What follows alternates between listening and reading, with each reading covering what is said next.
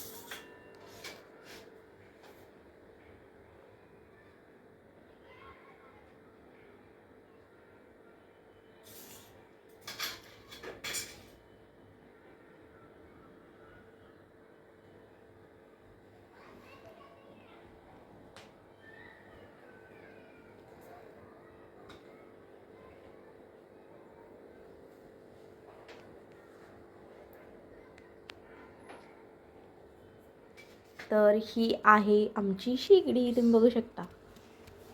छान आहे का ती पण कमेंटमध्ये सांगा.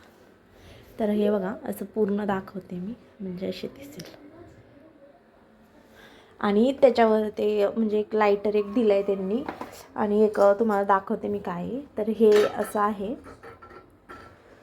तर हे का दिले, कारण की हे जेव्हा आपण छोटं जेव्हा पातेलं किंवा फुलपात्र वगैरे ठेवतो ना, तेव्हा तर हे ह्याच्यावर बसण्यासाठी हे दिले, म्हणजे बसावं मग गरम करता येतं. कारण हे मोठं असतं ना, डायरेक्ट ह्याच्यावर बसू नये म्हणून हे दिले त्यांनी असं. आणि हे एक दिलेलं आहे.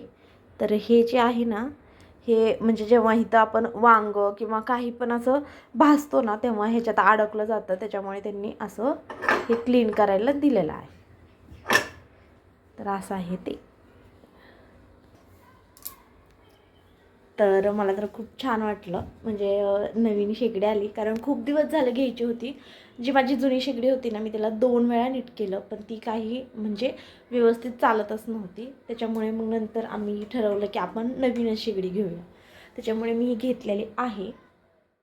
पूजा वगैरे करून घेतल्यानंतर थोडंसं दूध उतू घातलं.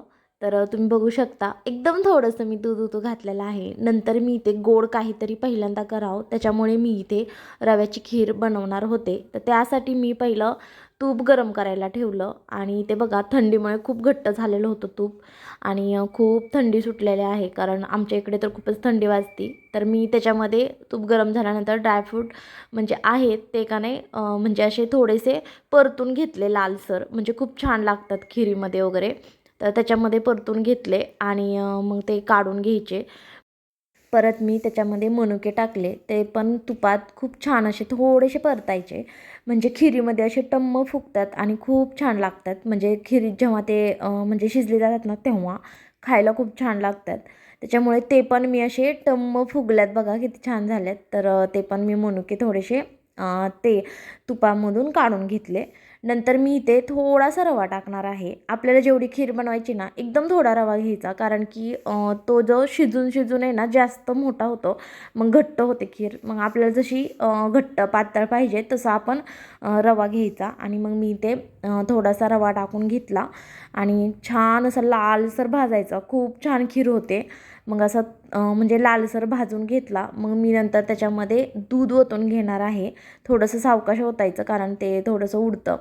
तर मी ते दूध ओतून घेतलं आणि नंतर मी ते चांगलं असं ते उकळवणार आहे खीर.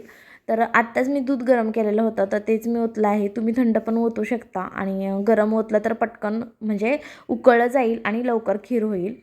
तर गरम गरम पण खूप छान लागती. परत कसं घट्ट होती थोडीशी.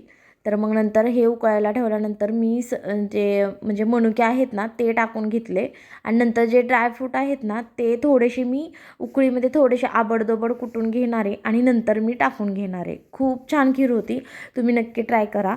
आणि अशीच आपण जी आहे ती शेवयाची खीर पण करू शकतो, ती पण खूप छान लागते. फक्त दुधामध्ये जास्त पाणी नाही ओतायचं कारण की मग चव नाही लागत. त्याच्यामुळे मग मी ते छान असे काजू बदाम जे होते तुपातून काढलेले थोडेसे आबडधोबड करून घेतले आणि टाकून घेतलं.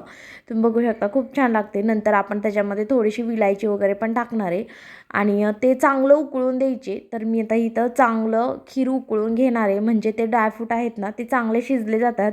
तर बाकीचं सगळं शिजलं ना खूप छान खीर लागते. त्याच्यामुळे ते चांगलं उकळायचं, नाहीतर आपण लगेच बंद केलं तर एवढं चांगलं लागणार नाही. तर मी नंतर इथे विलायची घेतलेली आहे, ती पण मी आता सोलून कुटून घेणार आहे आणि नंतर मग मी त्या खिरीमध्ये टाकून घेणार आहे. तर मग ती टाकली की थोडंसं आणि उकळायचं. ही छोटी उकळी आहे ना ते छोटं छोटं असं काम करायला खूप उपयोगी पडते. तर ही खूप दिवसापूर्वी मी घेतलेली होती, की माझं लग्न झाल्यानंतर मी घेतलेली आहे ती. तर ती माझ्याकडून तेव्हापासून आहे आणि जाड आहे एकदम, त्याच्यामुळे ती छान आहे. म्हणजे छोट्या छोट्या गोष्टी कुटायला किंवा अद्रक लसूणची पेस्ट करायला वगैरे पण खूप उपयोगी पडते. नंतर मी सगळं टाकून चांगलं असं खीर उकळायला ठेवलेले आहे.